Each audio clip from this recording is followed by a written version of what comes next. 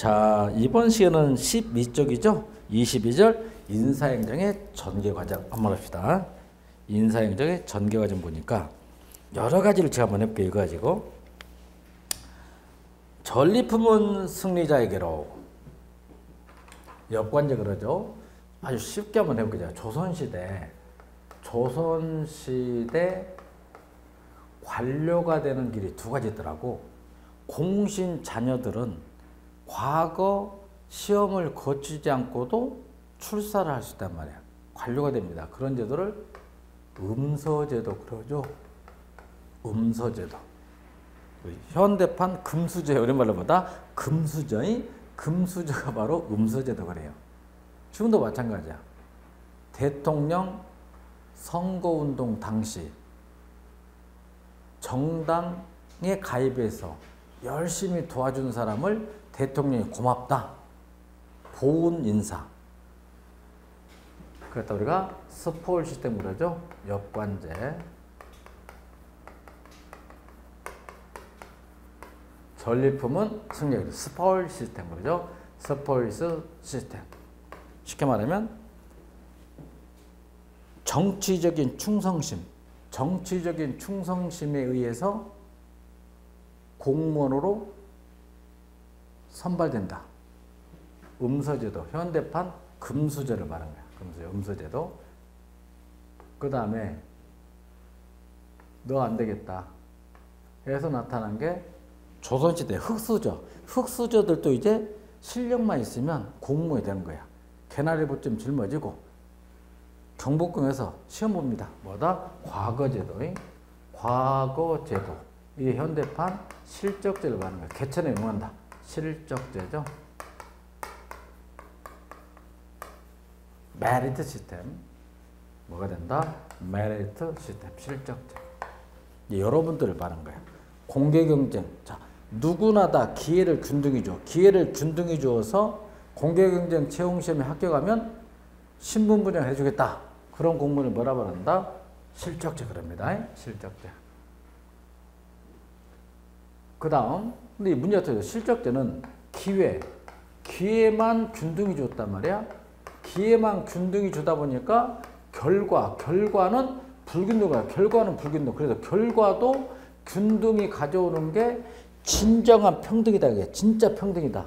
그런 인상적이 뭐냐면 이걸 말했또 조선시대 영조, 정조가 편정책이 바로 노론, 소론, 남인, 북인 가르지 말자.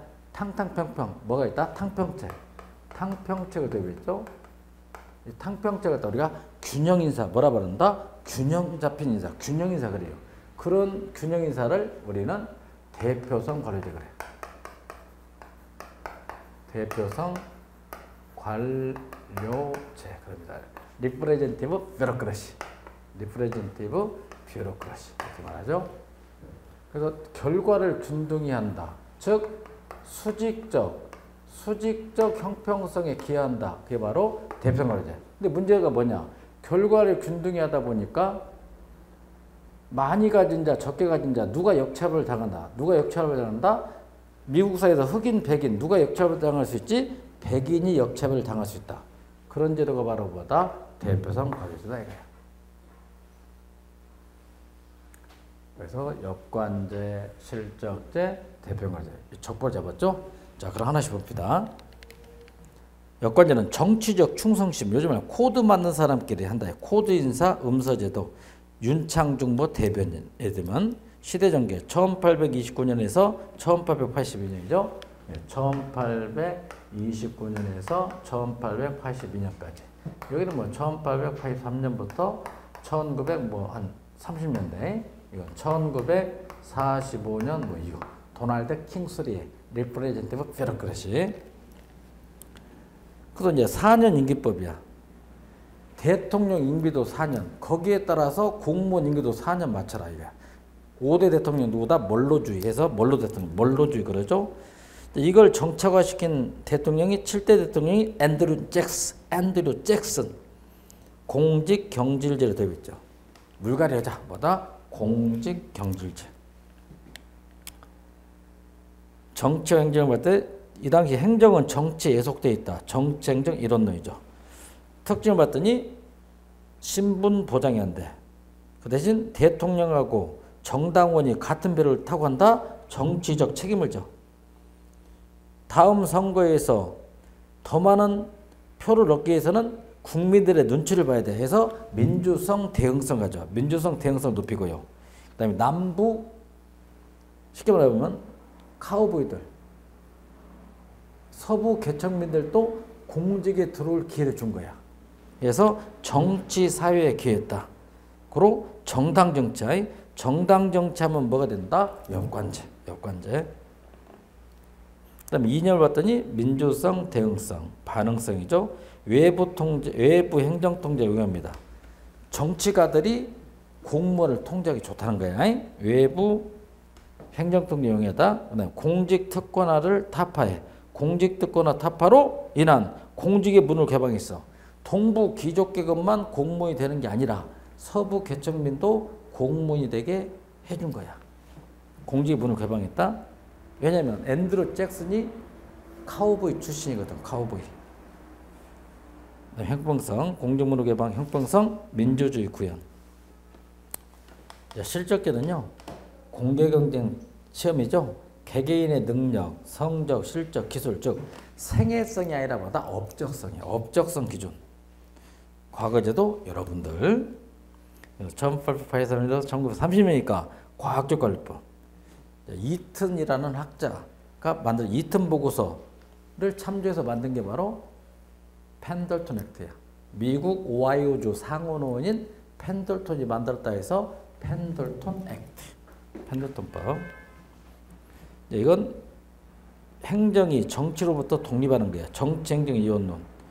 여러분들 어떻게 됐지? 시험 봐서 들어가니까 신분 보장, 눈치 보지 마, 정치적 중립성, 그리고 민주성, 공익.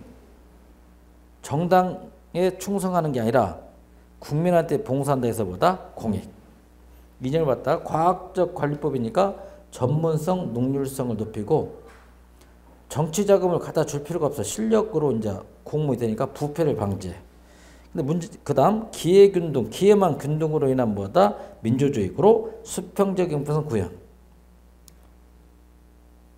대표성 걸로제, 쿼터제, 이제 할당제, 임용할당제. 얘는 이제 집단을 기준으로 뭐 흑인종, 백인종, 황인종 이렇게 집단 기준. 수도권 대 비수도권 대 이렇게 해서 집단 기준.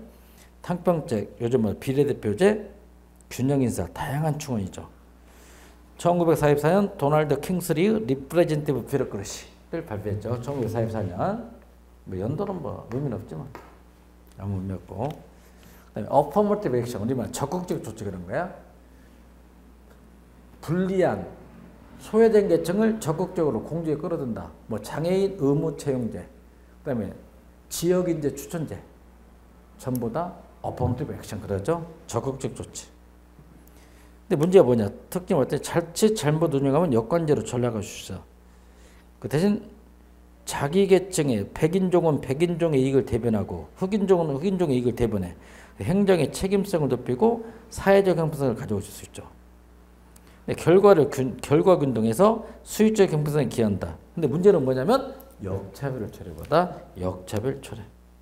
그리고 하향식 평준화로 인한 전문성, 능률성이 훼손되는 거야. 그 다음에 집단을 기준으로 한다 보니까 집단 이기주의를 초래할 수 있다. 이게 바로 대표성 관료제다. 그럼 여기서 이제 여러분 타임. 실적제 잡아. 실적제 종류가 두 가지 있어요. 실적제 종류가 두 가지 있는데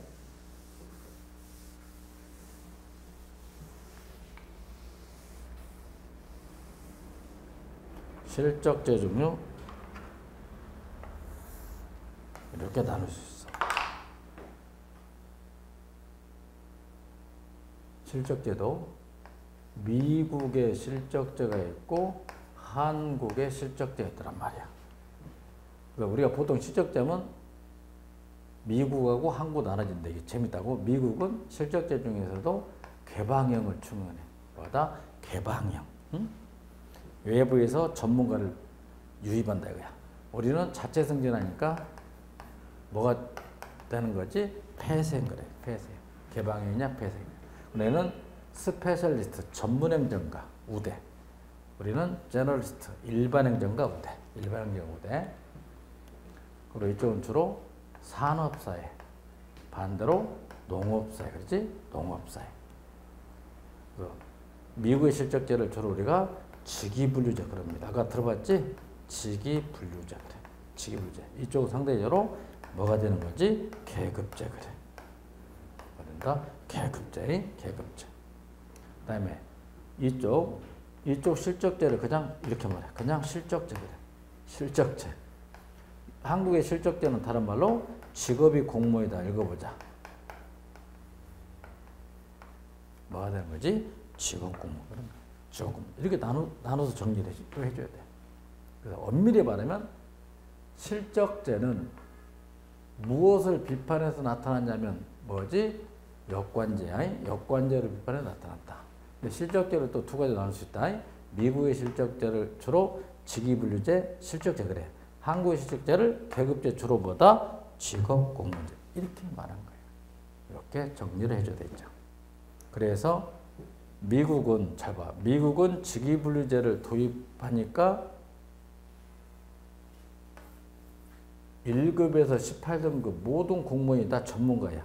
전문가다 보니까 전문성은 높이지만 행적 협조나 조정이 어려워. 그래서 1979년 카터 정부가 도입한 게 뭐냐면 좋다. 1급에서 15등급까지는 철저히 직위분류에 적용하고 16에서 18등급은 계급제를 적용하자. 그걸 미국에 아까 뭐라 말했다? SES. 그래. 슈가 속에 있는 그룹 뭐다? 시니어 에그제큐티브 서비스 이렇게 말한 거야. 우리나라도 봐. 우리나라도 9급에서 1급까지 다 계급제를 도입하니까 일반 행정가는 많은데 특수한 분야에 전문가 없어. 그래서 2006년 노무현 정부 때 7월 1일에 도입한 게 바로 뭐냐? 한국도 9급에서 4급까지는 계급제를 적용하고 3급에서 1급까지는 뭘 적용하자? 직급을 적용하자. 이거 바로 한국의 SCS야. 시빌 서비스 시니어 시빌 서비스에서 고위공무원다 이렇게 말해. 올해 또 9급 시험이 또 나왔더라고 보니까. 네. 정리를 해주면 되겠죠? 깔끔하게 시험을 낸다면 여러분들이 공개경쟁 채용시험을 보는 인사행정은 하면 뭐가 된다? 실적제야. 균형인사, 어포머티브 액션, 역차별 처리한다면 뭐지? 대표성 관료제다. 민자유치. 요즘 중앙정부나 지방정부나 예산이 부족하기 때문에 민자, 사업을 많이 하죠. BTO하고 BTL 한번 보자. 그래서 BTO하고 BTL 방식. 요즘 가장 많이 애용하는 게 바로 뭐다? BTL이야. 빌드 트랜스퍼 리스. 한번 해보죠. 자, 얘들 뭐 고속도로를 건설한다. 철도를 건설한다. 지하철을 건설한다. 그건 사용자로부터 사용료를 받아서 충당할 수 있죠. 그걸 갖다 BTO 그래. 그런데 뭐 대학교 기숙사를 만든다. 기숙사를 건설한다. 이건 임대료를 가지고 그 사업비를 충당한다. 이건 뭐가 된다? BTL 그런 거야. BTL. BTO 실제 운영의 주체는 민간인이 하는 거야. BTL은 누가 한다? 정부가. 요즘 말로 민자고속도로. 민자고속도로 뭐다? BTO야. 국립대학교 기숙사를 만들었다. 그건 뭐다? BTL. 운영시 소유권. 소유권은 다 정부가 가지고 있어.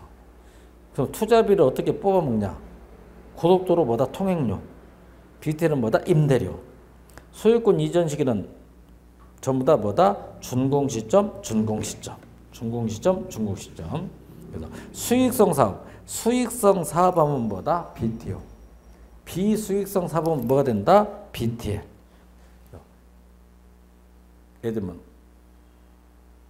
군인 아파트를 짓는다. 군인 아파트. 국립대학교 기숙사. 이게 전형적인 뭐다? BTL. 빌드 트랜스퍼 리스.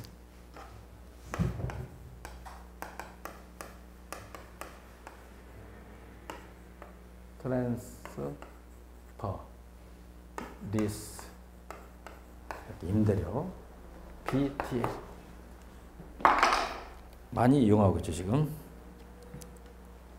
그 다음에 BTO에서 뭐 최소 MRG 최소 운영 수입 보장은 요즘 폐지했어요. 그다음에 예산제도가 나오네요. 예산제도. 이거 매년 한 문제씩 걸려줬는데요. 작년에는 참고로 품목별에서 나왔죠. LIBS. 자꾸 여러분 반복밖에 없는데요. 제가 이렇게 말씀드렸어. 행정학개론이든 민법 총칙이든 행정법 총론이든 고득점 하려면 누가 고득점 하냐면 기본 이론 있잖아. 기본 이론을 충실히 소화한 수험생만이 고득점 하는 거야. 근데 여러분들 그러면 기본서 너무 두껍다. 시간이 오래 걸린다. 귀찮다. 해서 그냥 요약집으로 하는 사람. 요약집으로 하는 사람은 점수 백날해봤자 안 나오네. 솔직히 말하는 거야. 백날해봤자 점수가 안 나오는 거야. 요약집으로 하는 사람. 그걸 아셔야 되는 거예요. 요약집으로 하는 사람은 어떤 사람이냐면 구구단을 외우지도 않은 거야. 외우지도 않은 상태에서 그냥 요약집만 본 거야. 그거 되겠어? 응용이 안 된다 이 말씀이야. 그래서 시간이 다소 걸리더라도 기본서를 봐야 되는 거야. 기본 이론. 기본 이론을 보고 난 데보다 요약집을 봐야 되겠지. 여러분 잘 생각해 보세요. 우리가 영어를 잘하려면 알파벳을 먼저 알고 단어를 알아야 될 거 아니야. 그래야 독해도 할 수 있는 거야. 근데 급하다 이거야. 독해 들어간다 이거야. 됩니까? 그게 안 되는 거지. 여러분 잘 생각해봐. 우리가 대학 수능시험이지. 대학 수능시험에서 EBS하고 연계돼서 70%를 출제한다고 하잖아. 그럼 EBS만 봐도 7점 맞아야 될 거 아니야. 근데 EBS 강의 들어서 100점 맞는 학생도 있는 반면 30점 맞는 학생도 많아. 똑같이 공부했는데. 왜 그러냐 이거야. 그 이유가 뭐냐 이거야. 자기 걸 만들어야 돼. 그냥 강사가 동영상 가는 거 따라서 하는 것은 강사가 올 때는 잘해. 근데 혼자라면 못하는 거야 이거. 못해. 이해하시죠? 그래서 뭐든지 반복밖에 수보다 반복해야 돼. 그래서 우리가 우공 이상 그런 거예요. 어리석은 노인네가 산옥민이라는 말했듯이 너무 성급하게 하지 말고 꼭 100점 맞을 필요는 없지만 기본 이론에 치중하시오. 기본 이론. 아셨죠? 그 다음에 이제 뭐 요약을 하든지 문제 풀이하든지 그건 편할 대로 하면 돼. 그래서 항상 기본서에 강해야 돼. 기본. 자, 들어갑시다. 예산제도 비교. 그래서 우리 이 학원의 장점이 뭐냐면 계속 리바이벌 반복한단 말이에요. 반복하다 보면 자기도 모르게 세뇌돼서 암기가 되더라고. 자꾸. 알렌 시크 라는 학자는 예산의 기능이 세 가지 있다고 제가 말씀드렸어. 라인, 아이템, 버제팅 시스템. 품목 예산. 반대, 퍼포먼스, 버제팅 시스템, 성과주 예산. 그 다음 나타난 게 플래닝, 프로그래밍, 버제팅 시스템, 기획 예산. 그다음 이걸 비판한 게 두 가지 있었죠. 매니지먼트 바이 압직, 목표 관리, MBO. 그다음에 제로 베이스, 버제팅, 연기준 예산 이렇게 정리했죠. 근데 유일하게 잘 봐. 제가 쉽게 설명할게.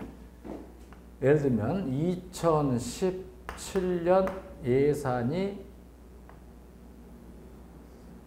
지금 2016년 예산이 386조 한 7천억 되더라고. 386조 7천억이야. 그러면 이렇게 하는 거야. 386조 7천억이라는 나가는 돈, 이게 세출이야. 나가는 돈이야. 이 세출 예산 가지고 공무원의 봉급, 인건비로 뭐 10조 쓰겠다. 군인 아저씨 피복비, 옷 사는데 뭐 5조 쓰겠다. 경찰관 아저씨 뭐 군화 사는데 뭐 10억 들겠다. 그렇게 편성해. 그렇다 뭐라고? LIBS. 품목이란 말이야. 품목별로 나왔다 해서 품목을 기준으로 한다 해서 뭐라고 한다? 품목을 예산. 이게 뭐 물건만 사는 거야. 사업하는 게 아니라 물건만 산다 해서 뭐 중심이다? 지출이야. 지출 위주. 뭐 사기만 해. 지출. 사가지고 뭘 하겠다 그런 거 없어. 지출 위주. 그리고 성과가 아니라 지출이니까 뭐만 하는 거지? 투입 중심이야. 투입. 그래서 국회가 정해준 대로 정부가 집행했는가 안 했는가 감시한다 해서 읽어보자. 뭐 중심이다? 통제 기능 뭐지? 통제 기능 그런 거예요. 통제 기능. 그게 바로 LIBS다. 그래서 이건 예산과 사업을 연결시킬 수 없다 이거야. 예산과 사업을 연결시킬 수 없다 이렇게 말하는 거예요. 자, 두 번째 퍼포먼스 버제팅. 자 보세요. 이건 성과야. 이건 성과를 내야 된단 말이야. 성과주 예산. 근데 자 보세요. 성과라는 것은 투입이 아니라 뭐 중심이다? 성과니까 산출이겠지. 산출이야. 산출인데 자 봐. 얘는 386조 7천억이라는 예산을 가지고 사업을 하는 데 쓴 거야. 소규모 사업. 뭐 서울에서 예를 들면 소규모 사업이니까 노원구에서 뭐 도봉구까지 도로를 건설한다. 100억짜리 정도 이렇게 소규모 사업. 얘는 잘 봐. 사업을 이조래. 사업을 이조하는데 이 앞에 들어가. 뭐다? 소규모 사업이야. 소규모 사업한다. 그로 이 사업할 때 예산액이 얼마인지 딱 맞춰주는 거야. 단위원가 곱하기 업무량이 뭐가 된다? 예산액이 돼. 단위원가 1km 건설하는데 1억이 들었다. 곱하기 업무량 10km 건설한다면 얼마 된 거지? 10억. 뽑아준 게 바로 뭐다? PBS, 성과주 예산. 그래서 얘는 사업, 소규모 사업이야. 산출 중심. 그래서 단위원가 곱하기 업무량이 예산액이 된다면 뭐다? PBS야. 얘는 이제 통제 중심이 아니라 네 멋대로 해봐라. 그래서 뭐다? 관리 기능. 뭐가 있다? 관리 기능. 그리고 얘는 예산과 사업을 연결시킬 수 있다. 있다 이거야. 근데 또 봅시다. 이 386조 7천억 가지고 사업을 하다 보니까 사업의 수가 엄청 많겠지. 엄청 많을 거 아니야. 그래서 그걸 좀 큰 사업으로 줄여보자. 큰 사업으로 줄여보자 해서 나타난 게 플래닝, 프로그래밍, 버제팅 시스템. 우리말로 뭐의 역점이다? 기획 뭐다? 기획예산. 뭐 계획예산 똑같아. 계획예산. 얘는 이제 사업을 하는데 소규모 사업이 아니라 뭐다? 대규모 사업이야. 대규모 사업. 이게 바로 우리가 말하는 뭐다? 주로 뭐다? 정책. 정책이나 기획. 대규모 사업인 정책이나 기획을 중시하는 게 뭐다? PBBC. 얘는 철저히 보자. 뭐 중심이다? 기획보다 기획 중심. 기획 중심. 그 다음에 얘만 유일하게 피라미드인가 중앙집권적 하향식 예산 편성이야. 그래서 이제 이걸 비판에 나타나는 게 바로 GBB, 제로 베이스 버제팅. 원점에서 다시 예산을 편성하자. 연기준 예산. 얘도 연기준 예산인데 대규모 사업이나 얘도 똑같이 좀 사업이야. 근데 PPBS보다는 넓은 사업이라 그냥 소규모 사업. 그냥 얘도 사업 중심이다 이거야. 얘는 철저히 줄여나간다 해서 컷백 매니지먼트에서 뭐가 된다? 감축관리. 뭐가 되지? 감축관리 예산이 바로 GBB다. 얘는 뭐 연도는 뭐 1920년대. 얘는 후보위원회니까 얘는 1940년대. PBB는 로버트 맥나마라니까 1960년대 되겠네요. GBB는 1900년대 70년대. 그래서 유일하게 중앙집권적 하향식 예산 편성. 부처 간의 장벽이 없다. 개방체제. 장기적 시계 3년에서 5년 쓴다. 딱 하나 뭐 있다? PBBS가 있어. 뭐가 있다? PBBS. 그래서 PBBS 갖다가 하향식이라고 해서 탑다운이라는 말을 쓴다 안 쓴다? 안 쓰는 거야. 탑다운은 언제부터 나타나면 1980년대부터 뭐가 나타난 거지? 탑다운이야. 상향식 아니라 뭐다? 하향식. 그래서 80년대 탑다운은 60년대 PBBS는 갖다 별개다? 별개. 별개라는 거야. 꼭 정리를 해줘야 되겠죠? 자, 한번 해봅시다. 선분풀 예산. 딱 이렇게 외워버린 거야. 기본 방향에다 별표하고요. 통제, 관리, 기획, 엠비오도 관리, 연기준, 감축. 그 다음에 정치관리형 예산. 내이건 정부대 도입했어. 이게 바로 하향식의 영어로 뭐가 된다? 탑다운 그래. 뭐다? 탑다운. 그 다음 제가 하란 것만 밑줄그면 돼. 다 하지 말고. 정보의 범위 봐. 정보의 범위에서 지출이야. 지출 대상. 얘는 뭐다? 부처의 활동. 소규모 사업. 얘는 부처의 뭐다? 목표. 목표가 크겠죠? 부처의 목표. MBO는 목표 달성해서 안 했어. 사업의 결과. 연기주는 의사결정 단위, 정책 관련해서는 사업계획 또는 전체 목표. 정책 결정력 나왔죠. 점증주의, 점증 모형이 점증주의, 치고받고 쌈박질로 예산을 편성한다. 점증적. 그래서 계란이니까 뭐다? 분산, 분권이 똑같이 점증적 분산. PPBS만 합리모형이면서 뭐다? 중앙 집중이에요. 중앙 집중. 목표 관리도 양적 목표 분산. 연기준이라도 이것도 총체적이야. 합리모형이야. 똑같이 합리모형 해서 뭐다? 분산. 예산 편성할 때 점증 모형 두 가지, 합리모형 두 가지, 합리모형 두 가지 이렇게. 그다음에 정치 관련 예산 체제적이며 적극적이다. 그다음에 중앙예산기관 관심은 법대로 지출했냐 안 했냐. 지출의 뭐다? 합법성. 법대로자. 지출 합법성. 농률성, 뭐 기획이나 정책, 농률성, 사업의 우선순위, 전체 목표의 기여. 시계를 봤을 때 1년, 2년 쓰는 거야. 미시. PPB상 이래 거시 한 3년, 5년. 부처 간의 장벽이 없다 해서 개방체제. 미시, 폐쇄체제 다. 그 다음에 계획 책임 봐봐. 계획 책임에서 계란이가 분산, 중앙, 분산, 중앙. 여기까지 정리됐네요. 그 다음 25절 예산 집행의 목표는 두 가지죠. 하나는 재정 통제 방안, 하나는 신축성 유지 방안. 두 가지로 재정 통제 방안이 있고 신축성 유지 방안이 있다. 통제 방안에서는 첫째 뭐 예산안 편성 지침 시달, 그 다음에 예산 집행 심의회, 예산 회계기관 통제. 지금부터 찍어봐 이거. 예산의 배정하고 재배정. 예산의 배정과 재배정. 예산의 배정은 누가 한다? 기재부 장관이 중앙관서장을 통제해. 1년치 예산을 한 번에 주지 않고 분기별로 나눠준다. 배정. 재배정은 각 중앙관서장이 산하기관장을 통제하는 거야. 월별 또는 분기별로 나눠준다. 그래서 배정과 재배정. 그 다음에 차단줄 장부의 기록과 보고, 기획재정부 장관이 중앙관서장을 통제해. 중앙관서부장이 세입징수관, 재무관, 중앙정부는 재무관, 지방정부는 뭐라 말하지? 격리관. 하는 역할이 뭐다? 제출원인행위다. 제출원인행위. 지출관, 지방은 지출원, 지출명령을 내리죠. 그리고 출납공무를 통제한다. 그 다음 정원 및 보수통제. 그 다음에 예비 타당성 조사 같은 거. 예비 타당성 조사.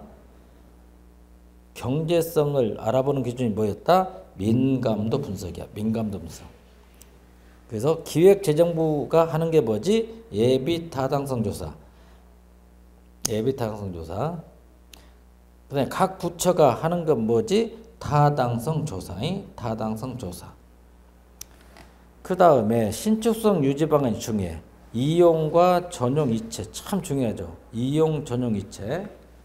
요것도 우리가 많이 해봤는데 뭐 자꾸 하는 수밖에 없어요. 구구단 한 번에 암기한 사람 아무도 없어. 자꾸 하니까 외워지는 거죠.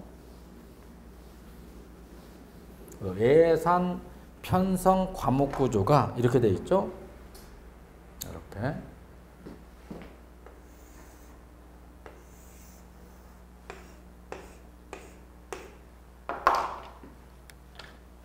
장, 관, 항, 세항, 목 이렇게 되어 있더라고. 그래서 이 장관항을 상호 융통시킵니다.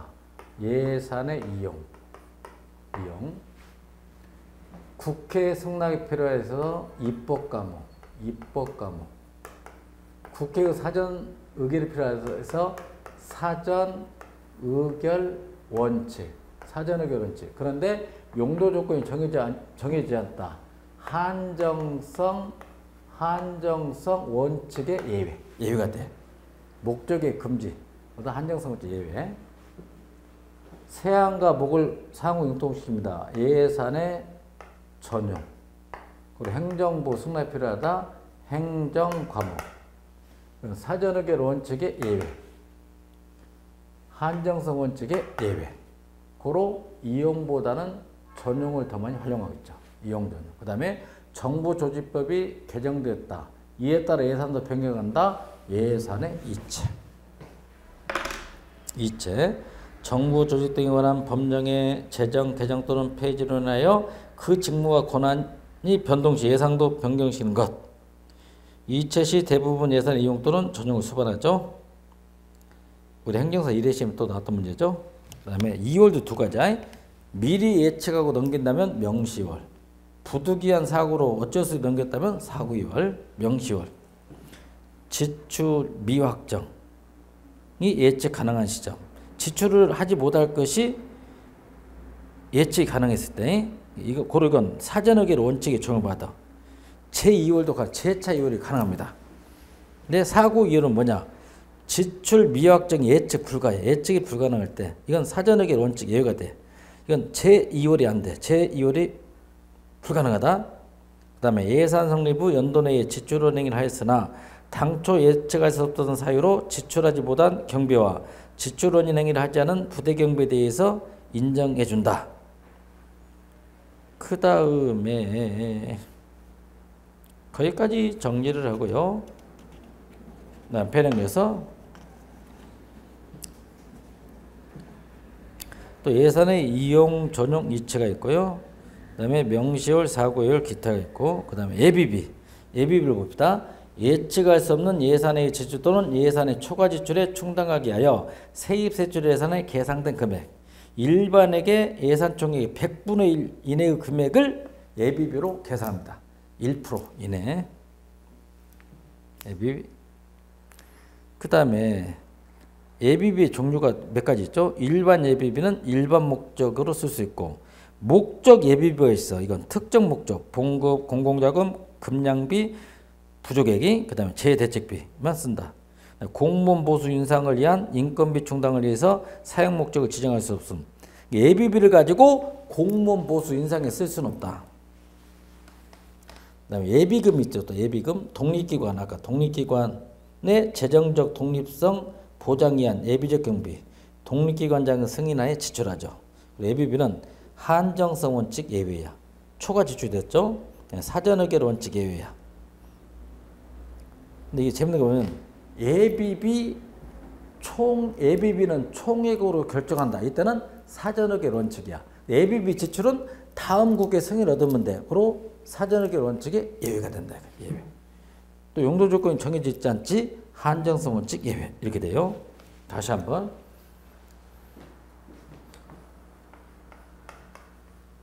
예비비 총액은 미리 국회의 의결을 얻어야 돼. 사전의결 원칙이야.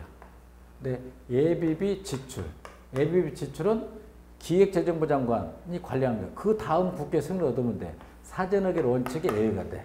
또 예비비는 용도 조건이 정해져 있지 않다. 한정성 원칙에 뭐가 된다? 예외. 이렇게 됐죠. 예외.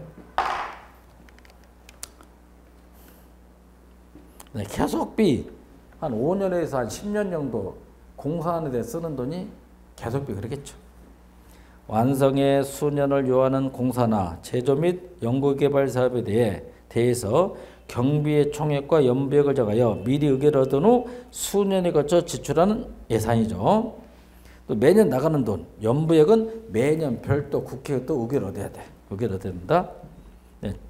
제2월이 연도별 연부액 중 미지출 금액을 차례차례 2월을 시켜야 된다. 민간과 총공사 금액으로 계약을 하죠. 그래서 이제 이 계속비 한계점을 보완해서 나타난 게 장기 계속 계약 제도라는 게 있어.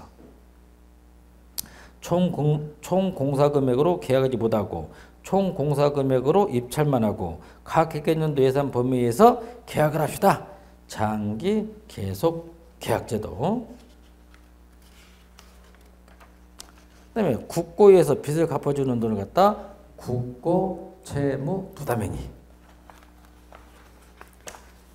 국가가 예산 확보 없이 미리 채무를 지고 빚을 지고 다음 연도 이후에 채무를 이행하는 행위로서 채무를 체결하기 전에 미리 국회의 의결을 얻어야 된다.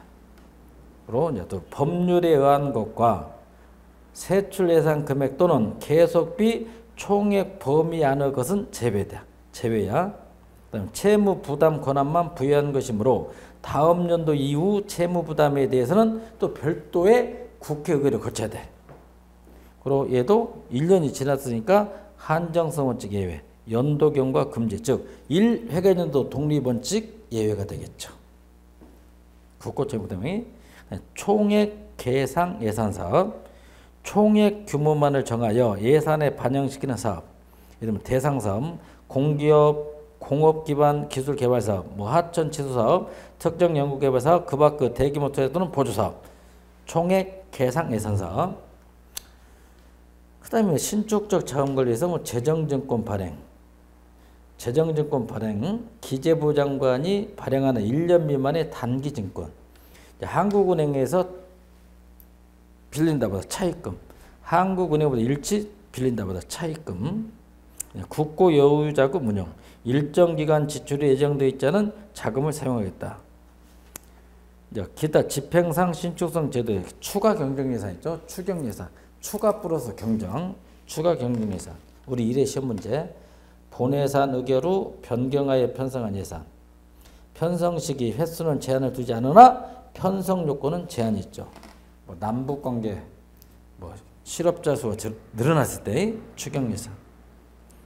수입의 특례하고 지출의 특례 반대 표시해봐. 수입의 특례 반대가 지출의 특례. 지출의 특례가 대구시 구읍에서 한번 나온 적이 있죠. 경찰 간부지에서 한번 나온 적이 있고, 예외가 특례란 거야. 지난 연도 수입, 과년도 수입. 한정성 예외죠. 과년도 과오납급 잘못됐다 말이야. 과오납급 반환. 정상적 수입이 아니고요. 선사용자금, 납입하지 않고 다른 용도로 먼저 사용하고 다른 지출금을 대체 납입하겠다. 수입 대체경비, 초과 수입을 납입하지 않고 직접 및 수반 경기에 초과 지출한다. 그리고 통일성 원칙, 완전성 원칙 예외. 이제 지출의 특례 중에 지출의 원칙은 사후급 원칙이야. 우리가 식당에서 밥 먹고 난 뒤에 돈 주는 게 원칙이라고. 근데 밥 먹기 전에 돈을 달래. 선불제 이게 바로 지출의 특례가 되는 거야. 첫째, 관서 운영 경비가 있죠. 출납 공무원에게 배정하고 미리 돈 줄래 선급금, 미리 지급. 그다음에 금액이 확정돼 있고 계산급, 미리 지급하는데 이건 금액이 미확정된 거. 과년도 지출, 지난년도 지출, 한정성 원칙의 연도 경과. 과년도 반납, 지출금액 반납. 이것도 정상적 지출이 아님. 시험에 낸다면 지출의 특례로 볼 수 없는 것은 1. 관서 운영경비, 2. 선급금, 3. 계산급, 4. 과년도 지출, 5. 수의대경비. 정답 수의대책임이 되겠죠. 그다음에 신축적인 예산 배정에서 수시 배정, 정기 배정과 관계없이 수시로 주겠다. 수시 배정, 긴급 배정. 회계연도 개시 전에 예산을 배정하자. 올해가 회계연도가 시작되기 전에 미리 돈을 주자. 긴급 배정. 단계 배정. 여건 변화로 해당 사업을 미리 배정하자. 조기 배정. 연간 배정 계획 자체를 앞당기자. 여기서 하나만 좀 해놔. 긴급 배정은 좀 신경 써. 긴급 배정. 회계연도 개시 전 예산을 배정하자. 앞당겨 배정을 옛날에는 조상충용 그랬어. 조상충용 이런 말을 썼죠. 앞당겨 배정. 경비 부족으로 다음 연도 수입을 앞당겨 사용하자. 지방의 의결 및 감독기관 보고의 재정진단 대상이 됩니다. 앞당겨 배정을 전에는 뭐라 말했다? 조상충용. 여기까지가 신축성 유지 방안. 그 다음 박근혜 정부 조직도가 나왔어요. 2014년 11월 19일 시행되고 있는 조직도 한번 봅시다. 정부 조직 17부 5처 16청이야. 17부 5처 16청 2원, 원이 두 개 있다. 국정원, 감사원이 그다음에 실이 5개 있다. 실 대통령 경호실 실이 5개. 위원회가 몇 개 있다? 6개. 6위원회 이렇게 말하죠. 그럼 거기서 이런 봅시다. 대통령 소속 위원회 2군데만 별표해봐. 방송통신위원회하고 감사원만 별표죠. 감사원하고 방송통신위원회는 대통령 소속이다. 그 다음에 시험은 이게 많이 나와. 국무총리 소속 별표. 국무총리 소속 위원회 5개를 국무총리 소속 위원회 에어버리자 식품의약품 위원회니까 공정거래위원회, 금융위원회, 국민권익위원회, 원자력안전위원회. 이명박 정부 때는 원자력안전위원회가 대통령 소속이었는데 격화시켰어. 몇 군데? 4군데. 그 다음에 선임장관, 우리 부총리가 2명 있어. 기획재정부 장관하고 교육부 장관이야. 2명. 기재부 소속 외청 4군데 암기하시오. 국세청, 관세청, 조달청, 통계청 암기 좀 해주고. 그 다음에 행정자치부 있지. 행정자치부 소속 외청은 뭐가 있다? 경찰청 있고.